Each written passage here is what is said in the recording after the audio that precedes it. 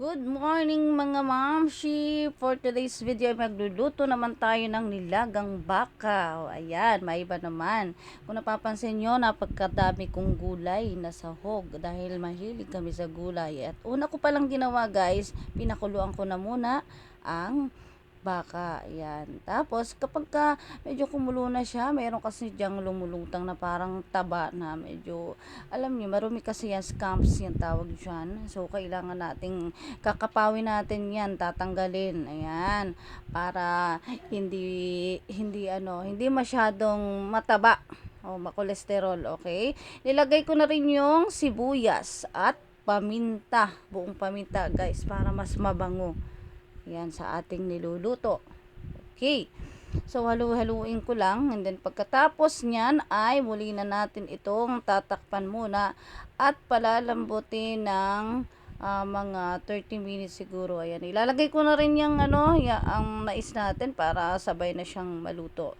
So, kailangan mahinang apoy lang ang ating apoy.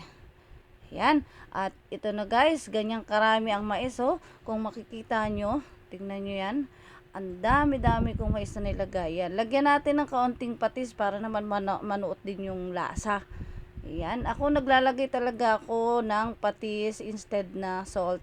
Kasi mas nakokontrol ko yung alat. Hindi masyadong maalat. Yan. At ito na guys, kumukulo-kulo na siya. Ayan. Ilagay na natin ang saging. Yan, yung gabi. Tsaka ang mga gulay. Ayan. Okay. Huling takpan at pakuluan. Okay.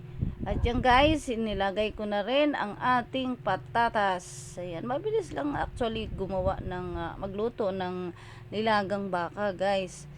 Ayan. Mabilis lang naman din mapalambot yan. Basta make sure lang din, mahina lang din yung apoy natin. Huwag nating bibiglain. O, yan guys, nilagay ko naman ngayon ang repolyo kasi luto na eh. Napalambot ko na kanina yung baka natin. Laman ng baka. Yan, sabay-sabay na. Pati ang pechay. Ang dami natin pechay guys. Pero pagka kumulo naman yan, halos wala na din. Ubos na din yan. Halos wala na kayong makikita dyan. So, ano pa ba? Yan, takpan mong muli, pakuluin ng bagya. Ayan, mga 5 minuto siguro kung pinakulo yan. Tapos ayan na, luto na kaagad yung mga gulay niya. Ay, grabe guys, anong bango, anong sarap. Nakakagutom na talaga. Ay, gusto ko nang kumain, mga moms. Ayan, ay talaga naman. Kasi na hanggang bukas ito. O, marami ang aking niluto kasi kasawag ang kapitbahay. O, ito na guys. Let's eat na. Ganyan lang kasimple at kabilis magluto ng nilagang baka. Ang sarap talaga. Suwabing suwabe. Okay, let's eat.